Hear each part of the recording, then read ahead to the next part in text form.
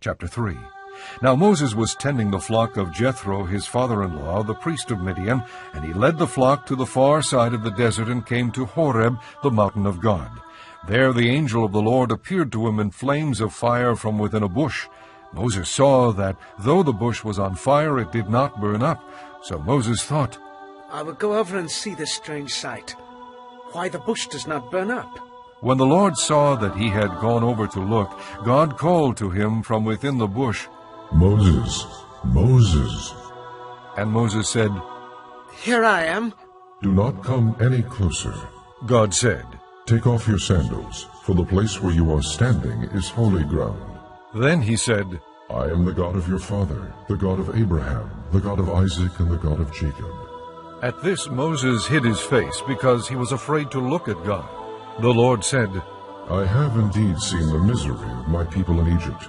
I have heard them crying out because of their slave drivers, and I am concerned about their suffering. So I have come down to rescue them from the hand of the Egyptians, and to bring them up out of that land into a good and spacious land, a land flowing with milk and honey, the home of the Canaanites, Hittites, Amorites, Perizzites, Hivites, and Jebusites.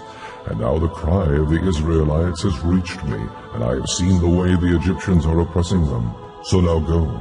I am sending you to Pharaoh to bring my people, the Israelites, out of Egypt. But Moses said to God, Who am I, that I should go to Pharaoh and bring the Israelites out of Egypt? And God said, I will be with you, and this will be the sign to you that it is I who have sent you. When you have brought the people out of Egypt, you will worship God on this mountain. Moses said to God, Suppose I go to the Israelites and say to them, The God of your fathers has sent me to you. And they ask me, What is his name? Then what shall I tell them? God said to Moses, I am who I am. This is what you are to say to the Israelites. I am has sent me to you. God also said to Moses, Say to the Israelites, The Lord, the God of your fathers, the God of Abraham, the God of Isaac, and the God of Jacob, has sent me to you. This is my name forever, the name by which I am to be remembered from generation to generation. Go, assemble the elders of Israel, and say to them, The Lord, the God of your fathers, the God of Abraham, Isaac, and Jacob, appeared to me and said, I have watched over you, and have seen what has been done to you in Egypt, and I have promised to bring you up out of your misery in Egypt into the land of the Canaanites, Hittites, Amorites, Perizzites, Hivites, and Jebusites, a land flowing with milk and honey. The elders of Israel will listen to you. Then you and the elders are to go to the king of Egypt and say to him, The Lord, the God of the Hebrews, has met with us. Let us take a 3-day journey into the desert to offer sacrifices to the Lord our God. But I know that the king of Egypt will not let you go unless a mighty hand compels him. So I will stretch out my hand and strike the Egyptians with all the wonders that I will perform among them. After that he will let you go. And I will make the Egyptians favorably disposed toward this people, so that when you leave you will not go empty-handed. Every woman is to ask her neighbor and any woman living in her house for articles of silver and gold, and for clothing, which you will put on your sons and daughters, and so you will plunder the Egyptians. Chapter 6. One Sabbath Jesus was going through the grain fields, and his disciples began to pick some heads of grain, rub them in their hands, and eat the kernels. Some of the Pharisees asked, Why are you doing what is unlawful on the Sabbath? Jesus answered them, Have you never read what David did when he and his companions were hungry? He entered the house of God, and taking the consecrated bread, he ate what is lawful only for priests to eat, and he also gave some to his companions. Then Jesus said to them, The Son of Man is Lord of the Sabbath. On another Sabbath he went into the synagogue and was teaching, and a man was there whose right hand was shriveled. The Pharisees and the teachers of the law were looking for a reason to accuse Jesus, so they watched him closely to see if he would heal on the Sabbath. But Jesus knew what they were thinking, and said to the man with the shriveled hand, Get up, and stand in front of everyone. So he got up and stood there. Then Jesus said to them, I ask you, which is lawful on the Sabbath, to do good or to do evil, to save life or to destroy it? He looked around at them all, and then said to the man, "Stretch out your hand." He did so, and his hand was completely restored. But they were furious and began to discuss with one another what they might do to Jesus. One of those days Jesus went out to a mountainside to pray, and spent the night praying to God. When morning came, he called his disciples to him, and chose 12 of them, whom he also designated apostles: Simon, whom he named Peter, his brother Andrew, James, John, Philip, Bartholomew, Matthew, Thomas, James, son of Alphaeus, Simon, who was called the Zealot, Judas, son of James, and Judas Iscariot, who became a traitor. He went down with them and stood on a level place.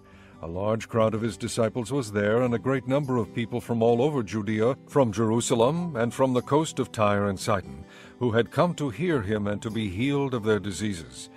Those troubled by evil spirits were cured, and the people all tried to touch him, because power was coming from him and healing them all. Looking at his disciples, he said, "Blessed are you who are poor, for yours is the kingdom of God. Blessed are you who hunger now, for you will be satisfied. Blessed are you who weep now, for you will laugh. Blessed are you when men hate you, when they exclude you and insult you and reject your name as evil because of the Son of Man. Rejoice in that day, and leap for joy, because great is your reward in heaven. For that is how their fathers treated the prophets. But woe to you who are rich, for you have already received your comfort. Woe to you who are well fed now, for you will go hungry. Woe to you who laugh now, for you will mourn and weep. Woe to you when all men speak well of you, for that is how their fathers treated the false prophets.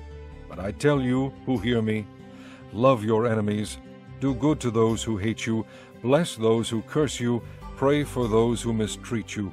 If someone strikes you on one cheek, turn to him the other also.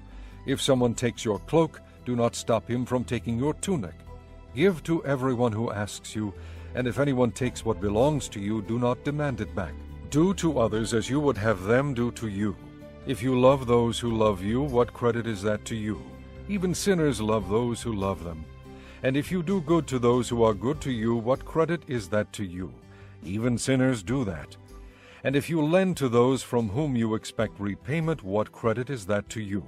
Even sinners lend to sinners, expecting to be repaid in full. But love your enemies, do good to them, and lend to them without expecting to get anything back. Then your reward will be great, and you will be sons of the Most High, because he is kind to the ungrateful and wicked. Be merciful, just as your Father is merciful. Do not judge, and you will not be judged. Do not condemn, and you will not be condemned. Forgive, and you will be forgiven. Give, and it will be given to you. A good measure pressed down, shaken together, and running over will be poured into your lap. For with the measure you use, it will be measured to you. He also told them this parable. Can a blind man lead a blind man? Will they not both fall into a pit? A student is not above his teacher, but everyone who is fully trained will be like his teacher. Why do you look at the speck of sawdust in your brother's eye, and pay no attention to the plank in your own eye? How can you say to your brother, "Brother, let me take the speck out of your eye," when you yourself fail to see the plank in your own eye? You hypocrite! First take the plank out of your eye, and then you will see clearly to remove the speck from your brother's eye. No good tree bears bad fruit, nor does a bad tree bear good fruit. Each tree is recognized by its own fruit. People do not pick figs from thorn bushes or grapes from briars. The good man brings good things out of the good stored up in his heart, and the evil man brings evil things out of the evil stored up in his heart. For out of the overflow of his heart his mouth speaks. Why do you call me, Lord, Lord, and do not do what I say? I will show you what he is like who comes to me and hears my words and puts them into practice. He is like a man building a house who dug down deep and laid the foundation on rock. When a flood came, the torrent struck that house, but could not shake it, because it was well built. But the one who hears my words and does not put them into practice is like a man who built a house on the ground without a foundation. The moment the torrent struck that house, it collapsed, and its destruction was complete. Chapter 20. Then Zophar the Naamathite replied, My troubled thoughts prompt me to answer, because I am greatly disturbed. I hear a rebuke that dishonors me, and my understanding inspires me to reply. Surely you know how it has been from of old, ever since man was placed on the earth, that the mirth of the wicked is brief, the joy of the godless lasts but a moment. Though his pride reaches to the heavens and his head touches the clouds, he will perish forever like his own dung. Those who have seen him will say, "Where is he?" Like a dream he flies away, no more to be found, vanished like a vision of the night. The eye that saw him will not see him again. His place will look on him no more. His children must make amends to the poor. His own hands must give back his wealth. The youthful vigor that fills his bones will lie with him in the dust. Though evil is sweet in his mouth, and he hides it under his tongue, though he cannot bear to let it go, and keeps it in his mouth, yet his food will turn sour in his stomach. It will become the venom of serpents within him. He will spit out the riches he swallowed. God will make his stomach vomit them up. He will suck the poison of serpents. The fangs of an adder will kill him. He will not enjoy the streams, the rivers flowing with honey and cream. What he toiled for he must give back uneaten. He will not enjoy the profit from his trading, for he has oppressed the poor and left them destitute. He has seized houses he did not build. Surely he will have no respite from his craving. He cannot save himself by his treasure. Nothing is left for him to devour. His prosperity will not endure. In the midst of his plenty, distress will overtake him. The full force of misery will come upon him. When he has filled his belly, God will vent his burning anger against him and rain down his blows upon him. Though he flees from an iron weapon, a bronze-tipped arrow pierces him. He pulls it out of his back, the gleaming point out of his liver. Terrors will come over him. Total darkness lies in wait for his treasures. A fire unfanned will consume him and devour what is left in his tent. The heavens will expose his guilt. The earth will rise up against him. A flood will carry off his house. Rushing waters on the day of God's wrath. Such is the fate God allots the wicked, the heritage appointed for them by God. Chapter 7. Now for the matters you wrote about, it is good for a man not to marry. But since there is so much immorality, each man should have his own wife, and each woman her own husband. The husband should fulfill his marital duty to his wife, and likewise the wife to her husband. The wife's body does not belong to her alone, but also to her husband. In the same way, the husband's body does not belong to him alone, but also to his wife. Do not deprive each other except by mutual consent and for a time, so that you may devote yourselves to prayer. Then come together again, so that Satan will not tempt you because of your lack of self-control. I say this as a concession, not as a command. I wish that all men were as I am, but each man has his own gift from God. One has this gift, another has that. Now to the unmarried and the widows I say, it is good for them to stay unmarried as I am. But if they cannot control themselves, they should marry, for it is better to marry than to burn with passion. To the married I give this command, not I but the Lord. A wife must not separate from her husband, but if she does, she must remain unmarried, or else be reconciled to her husband. And a husband must not divorce his wife. To the rest I say this, I, not the Lord, if any brother has a wife who is not a believer, and she is willing to live with him, he must not divorce her. And if a woman has a husband who is not a believer, and he is willing to live with her, she must not divorce him. For the unbelieving husband has been sanctified through his wife, and the unbelieving wife has been sanctified through her believing husband. Otherwise your children would be unclean, but as it is they are holy. But if the unbeliever leaves, let him do so. A believing man or woman is not bound in such circumstances. God has called us to live in peace. How do you know, wife, whether you will save your husband? Or how do you know, husband, whether you will save your wife? Nevertheless, each one should retain the place in life that the Lord assigned to him and to which God has called him. This is the rule I lay down in all the churches. Was a man already circumcised when he was called? He should not become uncircumcised. Was a man uncircumcised when he was called? He should not be circumcised. Circumcision is nothing, and uncircumcision is nothing. Keeping God's commands is what counts. Each one should remain in the situation which he was in when God called him. Were you a slave when you were called?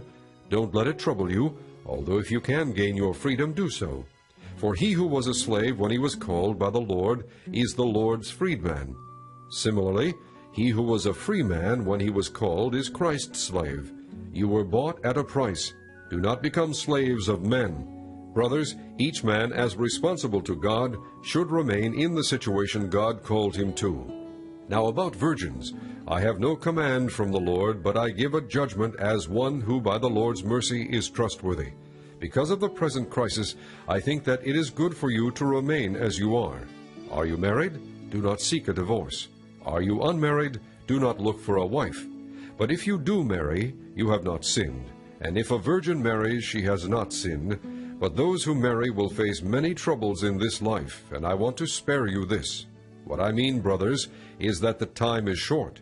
From now on, those who have wives should live as if they had none, those who mourn as if they did not, those who are happy as if they were not, those who buy something as if it were not theirs to keep, those who use the things of the world as if not engrossed in them. For this world in its present form is passing away. I would like you to be free from concern. An unmarried man is concerned about the Lord's affairs, how he can please the Lord. But a married man is concerned about the affairs of this world, how he can please his wife, and his interests are divided. An unmarried woman or virgin is concerned about the Lord's affairs. Her aim is to be devoted to the Lord in both body and spirit. But a married woman is concerned about the affairs of this world, how she can please her husband. I am saying this for your own good, not to restrict you, but that you may live in a right way in undivided devotion to the Lord. If anyone thinks he is acting improperly toward the virgin he is engaged to, and if she is getting along in years, and he feels he ought to marry, he should do as he wants. He is not sinning. They should get married. But the man who has settled the matter in his own mind, who is under no compulsion, but has control over his own will, and who has made up his mind not to marry the virgin, this man also does the right thing. So then, he who marries the virgin does right, but he who does not marry her does even better. A woman is bound to her husband as long as he lives, but if her husband dies, she is free to marry anyone she wishes, but he must belong to the Lord. In my judgment, she is happier if she stays as she is, and I think that I too have the Spirit of God.